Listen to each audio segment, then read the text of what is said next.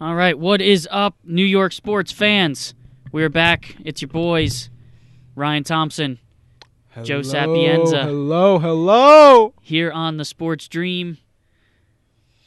It has been a little while. We took a break due to some scheduling and busyness over Thanksgiving weekend.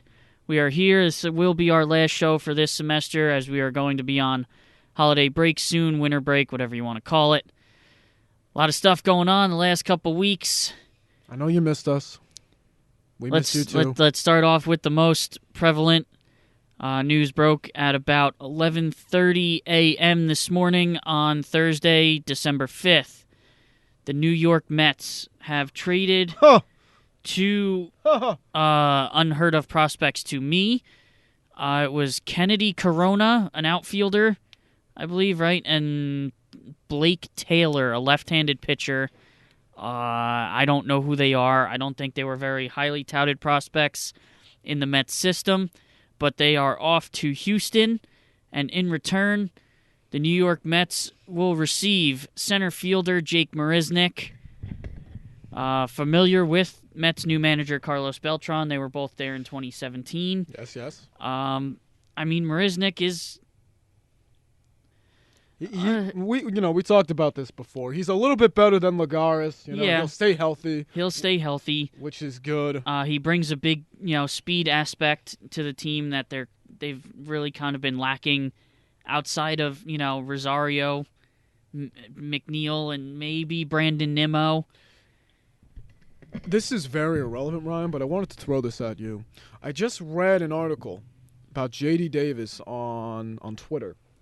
J.D. Davis was on the Astros in 2017 when they won the World Series and when, obviously the cheating thing came out, right? Yeah. Because now the Mets, obviously, they have Marisnick, Mm-hmm. they have Beltran as the manager, and J.D. Davis, former Astro. Yeah. What I'm getting at is J.D. Davis and Beltran said they both had no idea about what was going on.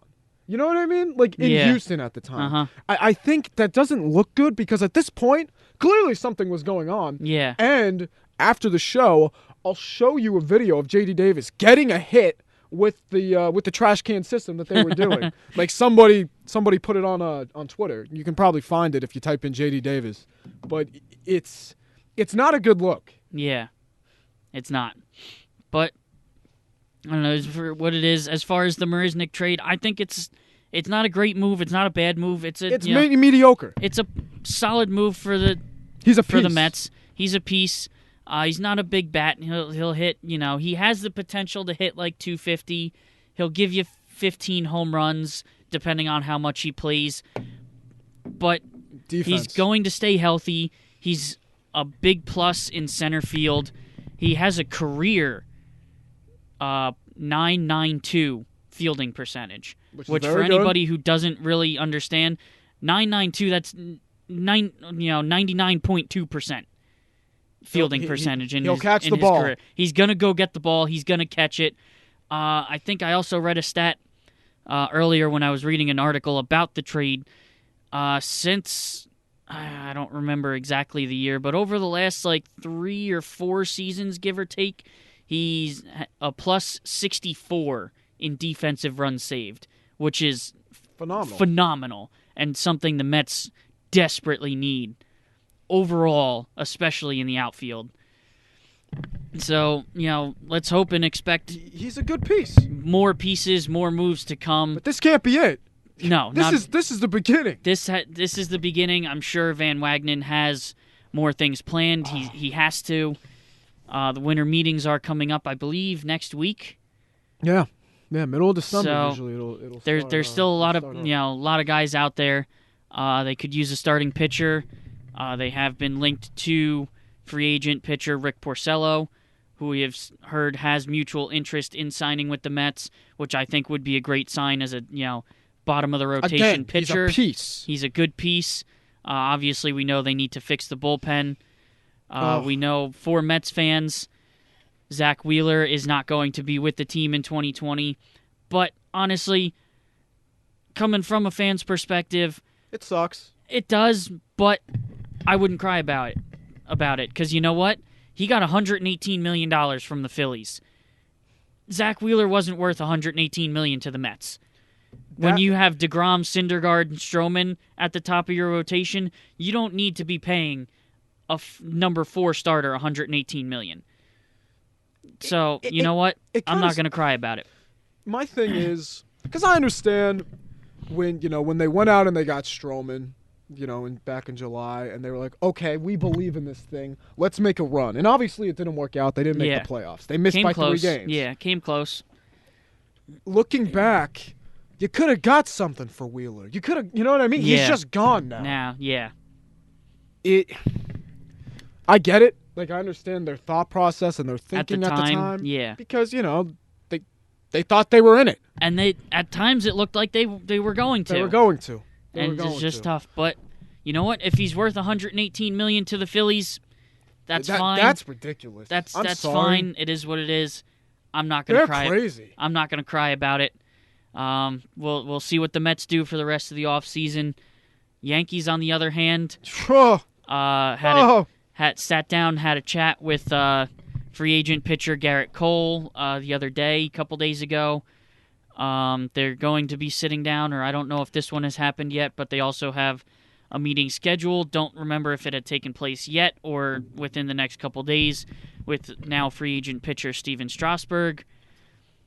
If you're a Yankees fan, they got to sign one of them. I don't think they're going to have the money to sign both, but they got to get one.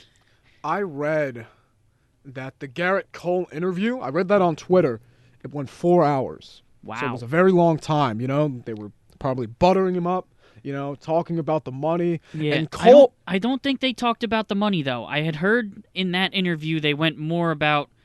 Playing in New York and stuff being like a that. Yankee, as shit opposed like that. to the money. Yeah, that's what I had heard. He wants to play on the West Coast. He wants to be an Angel. Does he? That was what's circulating around Twitter. Ah. The deal is, because obviously he was drafted by the Yankees. He grew up a Yankee fan.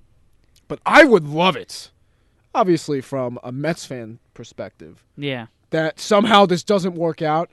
Because the Yankees need this. You know what I mean? Yeah. Like, this is do or die for the Yankees. Pretty much. All these guys, Judge, Torres, Sanchez. They're young, but they got to win now. They do.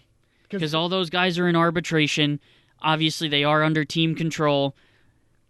But you can't just waste these years. Yeah, arbitration, you're signing these guys to pretty much 1 year max contracts. Like, arbitration contracts are expensive. Absolutely. For one. And two, again, like, if a player out of nowhere decides, like, I don't want to sign the arbitration contract, yeah, okay, it doesn't mean he can walk away and sign with another team. He's just going to be sitting at home, but you're still not going to have him on your roster.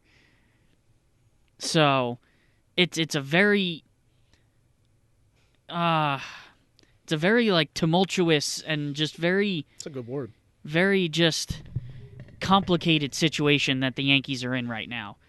Because hypothetically, Garrett Cole goes to the Angels, right? Yes. They need Strasburg then. They need Strasburg. And let me tell you, if you're looking at Cole or Strasburg, I understand Strasburg pitched great in the World Series, and in the postseason in general. But he's not getting any younger either. No. Like he's been in the league for almost 10 years now. His injury history, forget about it. It's especially playing in the cold in New York. Well, I mean, he was in D.C., which isn't, it's not like he was playing in Texas or something like that. Very true. So I'm sure he's used to it, but still, if you want one of those two, you want Garrett Cole. You want Garrett Cole, and honestly, because I don't think they're going to get him. No. He has the track record of staying healthy, and it's Garrett Cole. Like, no, they need him. They need it. And if they don't get him, then I don't know what they're going to do. What are they going to do then?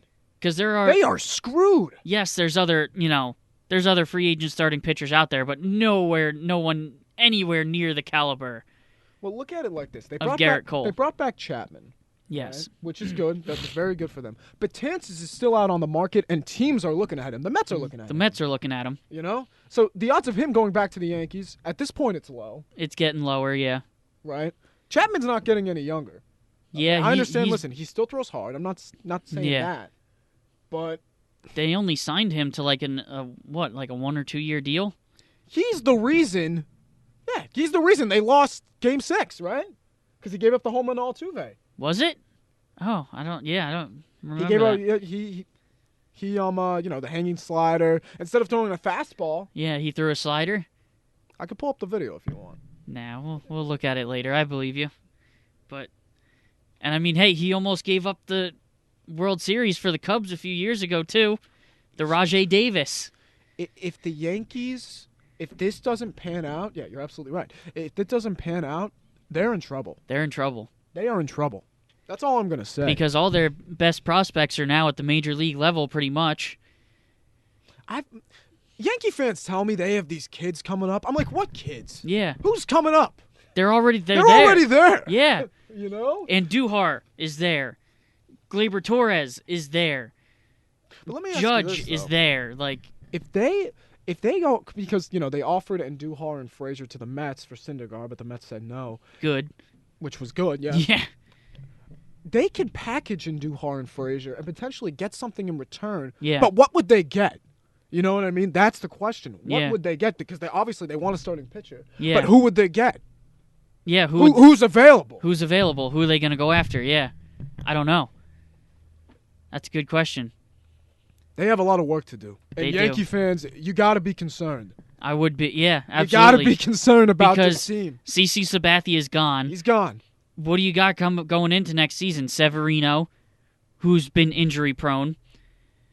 Tanaka, who has never been the same since the UCL tear in his elbow that he didn't get Tommy John surgery. There's a lot of ifs. A lot of ifs. James Paxton is inconsistent. He can be very good, but at the same time, he can be very bad. He can be very bad. Domingo Germán went through the suspension at the end of the season with the domestic violence thing. So there's the bullpen, can perfectly be fine. You got, who do they still have? Adam Ottavino. Ottavino's still there. Still there. Is Britton still there? Britton, I believe, is still there. And now you have Chapman. So the bullpen you don't touch at this point. You need to figure out that starting rotation. You just got to figure out. The last 5 innings of the game, you're fine. But it's the first 5. The first 4 or 5, yeah. 6 innings. 6 innings, yeah. If they can do that, and listen, obviously Adam Ottavino, what we said, Britton, Chapman, sometimes they are gonna let. Yeah, they're gonna slip up. But they're human. Yeah, you know they're not I mean? robots. But 8, 9 times out of 10, they're gonna get the job done. They'll get the job done. And in the postseason last year, obviously, Chapman gave up the home run to Altuve, but overall, if you have a bullpen with Chapman, Britton, Ottavino, Green, yep, Canely, say thank you. Yeah, pretty much. Compared to what we have with Diaz and who are those clowns? And Paul Sewald and Chris Mazza. Sure hope not. And Chris Flexen. Get them away. Okay. Get out of town. Let's start talking to some. Let's start talking about what's actually happening in active teams, because I can't deal with talking about the Mets bullpen right now. I don't want the headache. I'm already gonna have a headache tonight watching the Cowboys game. Come on. All right. Let's move on to football. Eli Manning going to be starting for the rest of the season for the New York Giants. He's back. I mean, at this point, I'm pretty sure it's coming down to, I'm pretty sure I read it somewhere, it's coming down to the Giants are 2-10. They're sinking in, well, I don't know, what is it? It's not quite the Atlantic Ocean. What is the, bay up there, whatever, They're sinking in the friggin' Delaware River. Yes. Whatever you want to say. Season's long gone. They want to keep Daniel Jones healthy for the future, because clearly he is the future of that franchise. He proved it to me this year. I was going to say, what did you see out of him? I saw that he has the potential to be a solid starting NFL quarterback. He showed poise.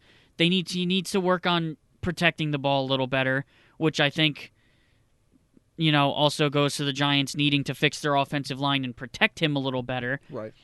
But I think he proved that the Giants did not, aren't as stupid as they looked like they were, picking him with the number 6 overall pick. Well, look at it like this, and I don't know if you can tell me. I don't know if you remember. But who else was available at that time? Dwayne Haskins. Who looked awful in the opportunities he got in Washington this year. But again, Washington, not much of a better situation. No, listen, this is what I'm going to say. Him, Daniel Jones, Dwayne Haskins, these guys were put into a position, and they were put in a lose-lose. Yeah, almost. Circumstance. You know what I mean? Yeah. Because the reason why the Redskins are 3-9 and the Giants are 2-10, there's no talent on either teams. You know what I mean? Not enough. Not anyway. enough to compete with. And listen, like Ryan, no offense, because I know you're a big Cowboy fan, but that NFC East is horrible. Oh, it's awful. You know what I mean? It's a dumpster fire. It's the dumpster fire of the NFL. Philly's 5-7 now, right? Yeah. Dallas 6-6. They gotta win tonight. Yep. They gotta win tonight. They have to. But what I'm saying is, if you don't have the talent to compete with what the NFC East is right now, you have a long way to go. You do. You have a very long way to go, bro. Yeah. And I'm just being honest. I'm a Jet fan. They suck. I'm not coming at anybody here, but it's the truth. It is. It is. The Giants got a long way to go. They got a long way to go. But you know what? I mean, for Eli Manning, it seems like he's going to get a little bit of a farewell tour, He'll get his guess. farewell tour. Is what it's going to be. I don't see him sticking around next year. I don't know if it's going to be he's going to leave in free agency, go somewhere else. I doubt it. I think he would retire. He's 38. I doubt it. I'd be shocked, dude. It's going to be that same situation. I think there's going to be we had looked on the headline of ESPN earlier, the homepage. NFL quarterback turnover could be on another level in 2020. And I feel like just thinking about it, we're not going to really go into that now, but that could be very true. Pretty much starting with Eli Manning leaving the Giants. That has kind of already started with Daniel Jones taking over. You have a new generation of quarterbacks coming in. But there's going to be a lot of, I think there's going to be quite a good handful of new starting quarterbacks in the NFL this year. A couple have already kind of taken over. Like I said, Daniel Jones, and just one other name I'm going to mention just real quick outside of our box here is Kyle Allen in Carolina, taking over for Cam Newton. But I think there's going to be a lot of new faces, and the Giants need to jump onto that bandwagon and start improving their team around Daniel Jones and Saquon Barkley. Start young, and that's what they got to do. It's going to be a long road ahead for them, but I like Daniel Jones. Yeah, I do too. And again, this is coming from a Cowboys fan. I think he has the potential to be a solid starting quarterback. And time to flip to the other side of New York there, Joe. Listen, this is what I'm going to say. How does that happen last week? This is what I'm going to say. How did the Jets let that happen last week? And you're going to appreciate this. New York sports, in general, is shit. Right? And I'm talking about everything collectively. I'm talking because think about it like this. I saw people, you got to hear me out for a second. On Twitter, there was a statistic. The Giants have lost 8 consecutive games, right? Yes. The Mets have won a game. I don't know how to word this. The Mets won a game. Hold on. Give me a second. What the statistic was, they won a game before. I don't know how to word it. But the Giants, the Mets have won a game more recently than the Giants. That's what it was. Because the Giants and Mets, they played on the same day on September 29th. Yeah. Or 30th or whatever it was. Yeah. Whatever it was. Yeah, that was the last game of the season for the Mets when Dom Smith hit the walk-off. That game ended 2 hours later than the Giants game, meaning the Mets won more recently than the Giants. And the Mets. It's December. The Mets haven't played a game in 2.5 months. Like, are you kidding me? I'm sorry, but I gotta laugh at that. It's terrible. Back to my point, though. New York sports is a joke. Everything. I mean, yes, the Islanders and Rangers, they're having okay. I mean, the Islanders, they cooled off a little bit. Yeah. They're having a great year, but they cooled off. Mm-hmm. All right. The Nets, again, I root for the Nets. They're sitting at 11-10. They're getting there. They're getting there. They're getting their feet under them. Kyrie and Karis LeVert are still hurt. Once those guys come back and things get flowing, I think they'll be all right. But besides them, and I'm hoping the Nets, they could get some consistency going. And yes, when the big boys come back, hopefully they'll string some wins together. But overall, it is embarrassing. Right now, yeah. You play at Madison Square Garden. You're a New York Knick. You have 4 wins. 4 wins. They've lost 7 consecutive games. It's a joke. It's awful. It's not even funny, man. And the Jets, I don't understand. You have 3 consecutive wins. That they looked amazing. You beat a very good Raider team. Yeah. A very good Raider team. They're not bad. No. That's no joke. Raiders could be in the playoffs this year. They have a shot to make a wild card. And the NFL, it's as the years go, it's more inconsistent as it's ever been. Yeah. It has, yeah. Very true. 2019, 2020, it's been crazy so far. It's... But there is no excuse to lose to the 0-11 Bengals. They're trying to lose. Andy Dalton isn't playing. He actually did play last week. He did? He did play last week. But that's besides the point. Yeah. They're still not trying to win. Not at this point, I wouldn't think so, yeah. And you put up, you don't even score a touchdown. Yeah. You know what I mean? It's not like penalties killed them. It's not like the refs were out to get them. They just lost. Yep. The Bengals played better than them, and that is inexcusable. That's what I'm going to say. It is. Horrible. It is very... Absolutely horrible. It is horrible. Keep going. Take me out of my misery. I don't think I can, because what else do we have to talk about? Nets and the Knicks? I mean, the Nets got a very good win last night against the Hawks. What was it, 130 to 117. Started out slow, didn't have a great first quarter. Got things going in the second and pretty much dominated the rest of the game. I mean, look, they're sitting at 7-3 right now since Kyrie's gotten hurt.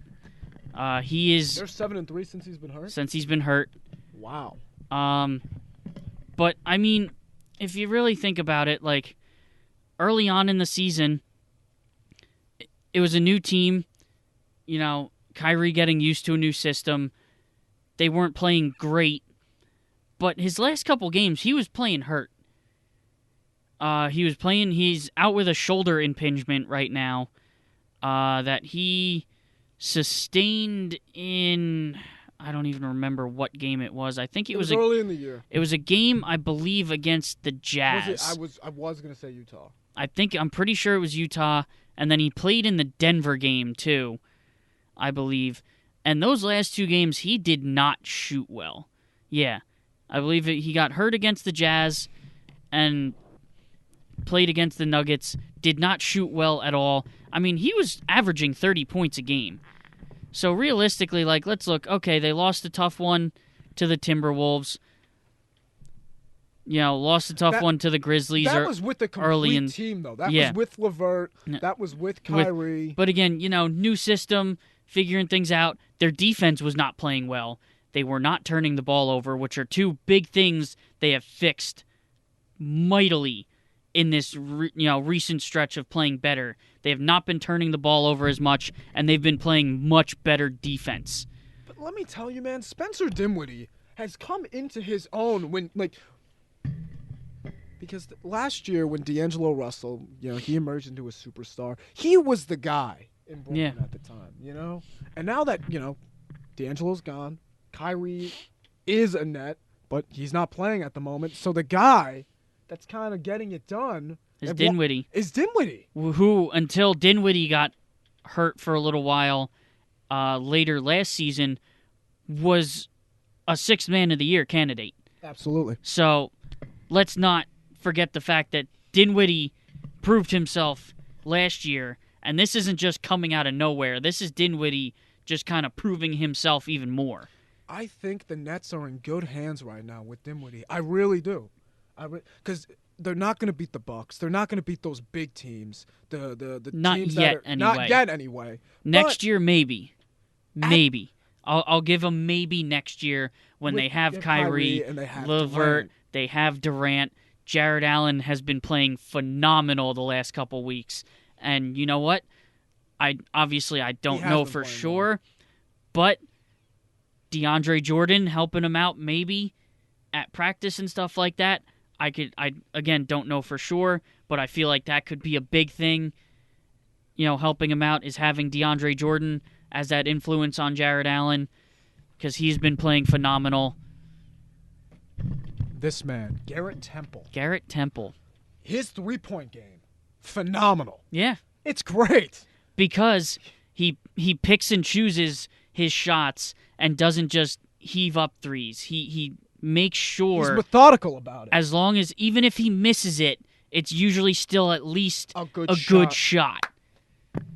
Absolutely. Even when he does miss, he's still getting a quality shot.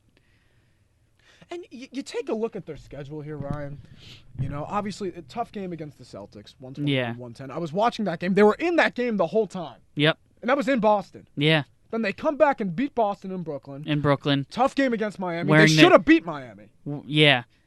Which there was like a late coach's challenge that lost them a timeout at the end of that game, I had heard.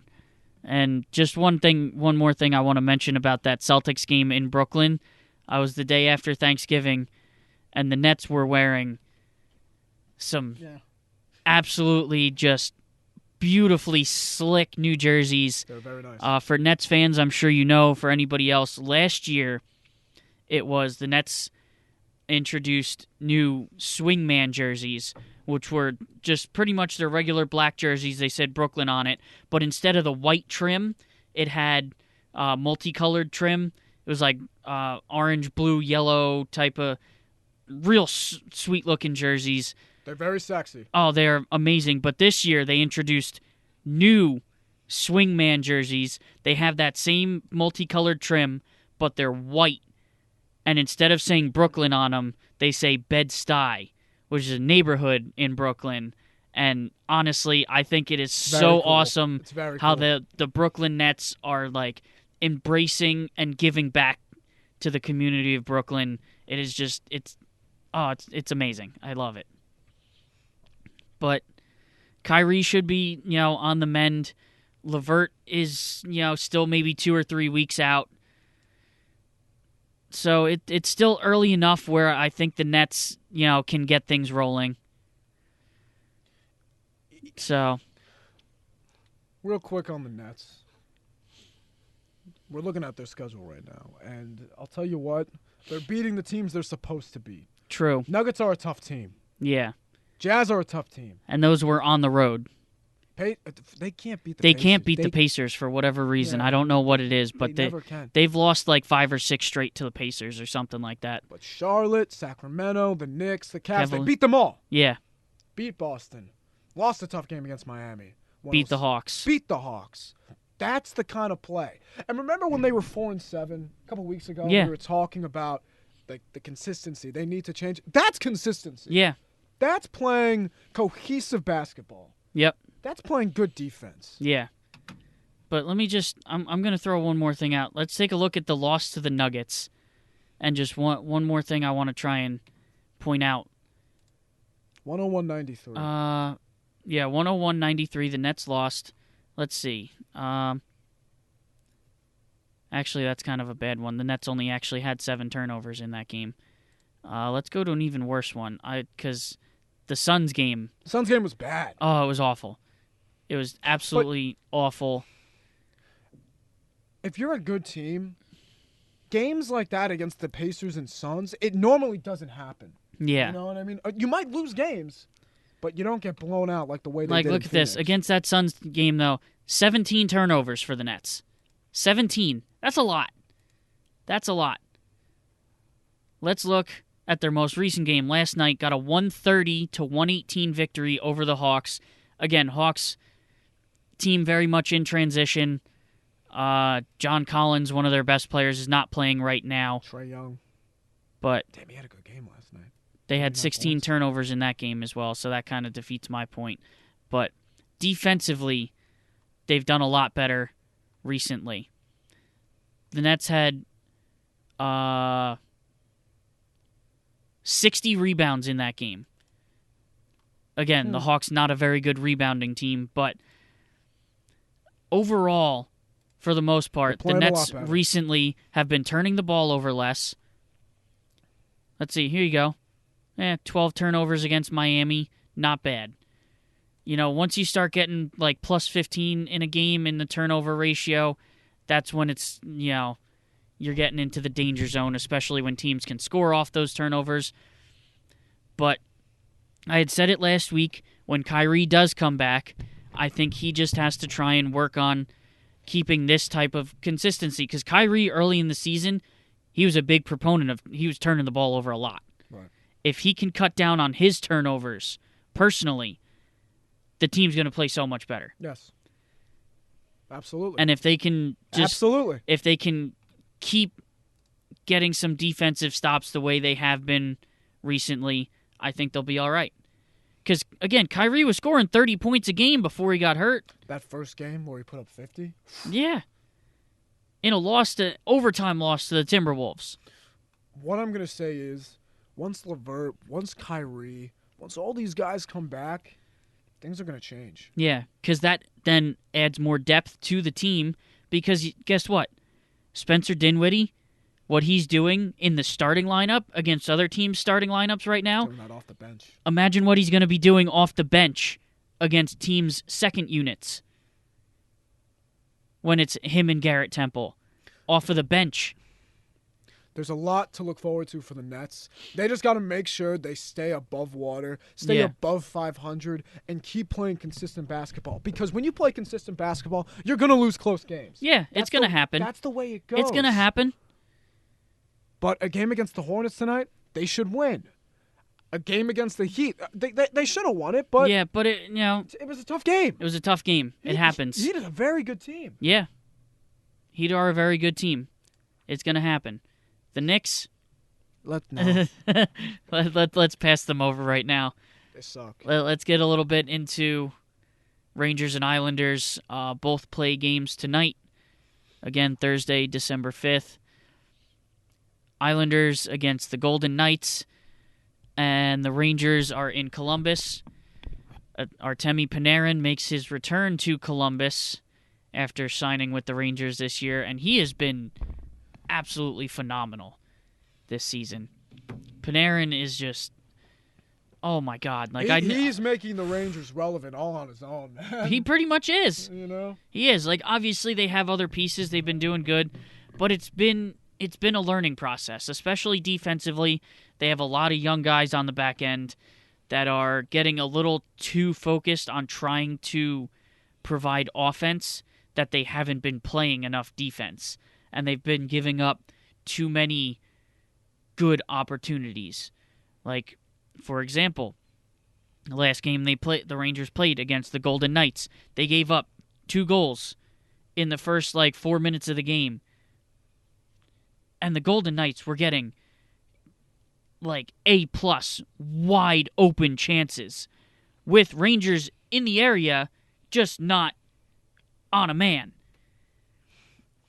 And it was tough to watch. I watched the first period of that game and I turned it off. I couldn't watch it anymore. It was that bad. See, that can't happen. That can't happen. But unfortunately, that's just kind of a learning curve that comes with a lot of, younger teams. Younger guys, especially when you have, guys like Adam Fox, who's a rookie, Libor Hayek, who is, I think, still technically a rookie, Ryan Lindgren, who hasn't played much in the NHL. You got a lot of young guys on defense that just need to remember that they have to play defense. Thing is, we talked about this with the Nets. They're not supposed to win the NBA Finals this year. This is a year where they build and not only with experience, but get to the second, get to the third round possibly, right? Yeah. Idea with the Rangers, it's kind of similar because they're very young, like the Nets. Yep. As you said, they're not supposed to win it this year. They're not even predicted to make the playoffs this year. If they somehow pull it together, right now they're above 500. Yeah. You know, they don't have a bad record, but a lot of teams, Carolina, Pittsburgh, Philly, Isles, everyone in front of them is better than them. At the moment, moment. At the moment, yes. I would make an argument for maybe Carolina. And I'll always make an argument against the Flyers because it's the Flyers. It's the Flyers. I mean, the Flyers could be, 3-time straight defending, NHL Stanley Cup finals winners. Like they could, and I'll still say they suck. I'll still say they suck just because it's the Flyers. It's the Flyers. I'll tell you what. If they can make the postseason this year, if they keep getting points, even in overtime, even in get overtime, to overtime, yeah. get a point. That's perfect. Yeah. But you're not, because the way the Capitals and the Islanders are playing right now, obviously the Isles cool off a little bit. Yeah. But if they could squeeze their way in there, that would be phenomenal. Because the experience these young guys could get in the postseason, I'll always say this: playoff hockey's the best. Oh, it's amazing. It's amazing. I Playoff love hockey it. is undeniably the best thing we have in sports right now. Oh, if you're a 100%. sports fanatic, Oh yeah. you know? Yeah. If you're not into hockey, then suck my dick. You know. It is what it is. If you're not into hockey, I say whatever. It is, If you're not into hockey, you're not into hockey. It's a very, it's either you love it or you don't. You don't. But I'll tell you what. That Ranger team can get to the playoffs. The experience. Get a little experience. Amazing. It would work. It would do wonders for them next year. Yeah. For them next year. Next year. That's what I gotta say. That's what I gotta say, Ryan. All right. Well, I think that about covers it for this week, right? Yeah. I mean, Isles cooled off, but they're still playing good hockey. Yeah. Matty Barzell's still killing it. Rangers, they've been in some games. They've had games. And I give a huge shout out and testament to David Quinn, the Rangers head coach. He's doing a phenomenal job with this team so far. They're above 500. Again, they're above 500. Yes, they've had some bad games, but it's not every single game that's bad. They haven't gone on a long stretch of really bad games. They've had, one or two here and there, and then they have, 2 or 3 really, good games. Or they'll have, like, a horrible game, they'll bounce back, play a great game, then have 2 solid games. So they've had some kind of consistency where they haven't just been playing terribly and getting blown out all the time. Remember a couple minutes ago when I said New York sports is shit? And yes. Listen. And overall, it kind of is. But when you have teams like the Nets, they're above 500. You have teams like the Rangers, they're above 500. Yep. The Islanders, they're playing good hockey. It kind of makes up for what's happening in football. It makes up for what's happening with the Knicks. With the New York Knicks. Yeah. So I think, as a Ranger fan specifically for you, Ryan, you can't not be happy with the way they're playing right now. Absolutely. You kind of just got to let it happen. Yeah, especially when I do watch games and I see, 20-year-old Adam Fox, a rookie, making some of the plays he's been making recently. He looks like he's been in the league for 7 years with some of the, it's ridiculous in an amazing way, but it's just the calm, cool, collected nature, the poise, the ice, the vision, the passing skill, the just, cool under pressure. All of it. Kind of attitude and stuff that he's had so far for the better part of this season, outside of maybe the first couple weeks when he was really just getting his feet wet, have been above and beyond anything you could ask of a 20-year-old rookie to do. We're older than him. We're older than this kid. So It's kind of like a 5-tool player in baseball. Yeah. Same idea. And then, It's going to be good. Flip side of that, on the offensive side for the Rangers, all right, yes, he was the second overall draft pick, Capo Caco. A lot of hype around him. But again, you have to realize the kid's 19 years old. He's a rookie. He just came from Europe. He had to get used to the different sized rinks in America. He had to get used to the different style of play.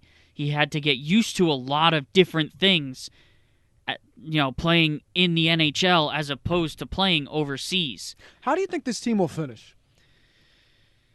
I know it's only December, but how do you think they'll finish? If not squeaking into the playoffs, close. Close to it? Close to it. If they're going to miss the playoffs, I think they're going to be at least in the realm of, striking distance. Which is what you want. Exactly. For this team right now, if you're even within, all right, so you have the 2 wildcard teams. If I could see the Rangers within the top 3 or 4 teams right outside that, so you have the 2 wildcard teams, and then you have the 3 or 4 teams right below that. Rangers are going to be in that If mix. I could see the Rangers in there, great. Because guess what? There's a turning point. There's a turning point. These guys now have NHL experience, and they could come in next year and just keep improving. They've already been improving this year, game to game. Look at Capo Caco. Early in the season was struggling a little bit, but again, getting used to the different style of play, the new rink, and a whole bunch of stuff. Some of the things he's doing now. The Rangers are in good hands. He's getting his skates. He's getting his skates under him. I saw him. Was it Fox or Caco? I forget. I don't remember now. I think it was Caco. I saw him make a play in a game recently. It wasn't the Vegas game. I think it was the game before that. I want to say. Was it the Devils game? No, I didn't watch that game. Maybe it was a couple weeks ago against Carolina. Let me see. No, maybe it was. Yeah, it was Adam Fox, actually. I saw him make a play. It was the Rangers' first goal on the power play. Adam Fox. 3 goals in the first period. Damn. Adam Fox on the power play, skated down the right side, just waited out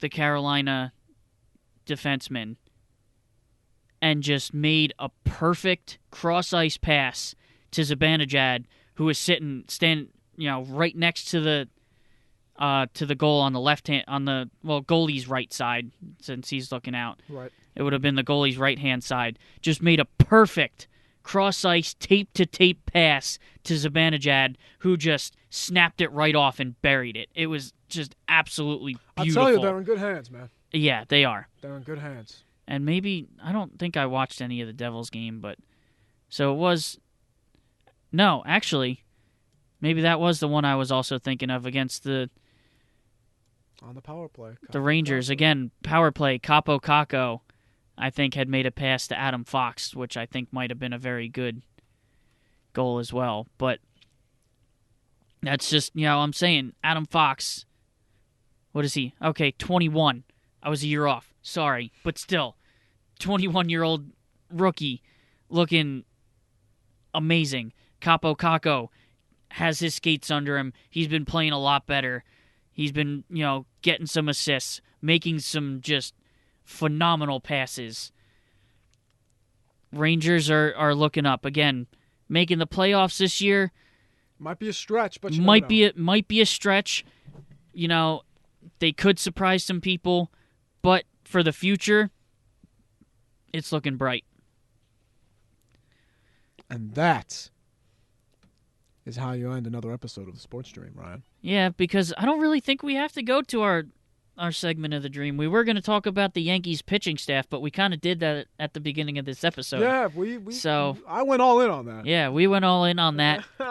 So we won't get into that now because we already did. But this has been another episode of the Sports Dream. Please be sure, look us up on Instagram at thesportsdream372. We are also on YouTube. If you search The Sports Dream, you can search episodes 1, 2, 3, 4, or this one will be 5. They'll come right up.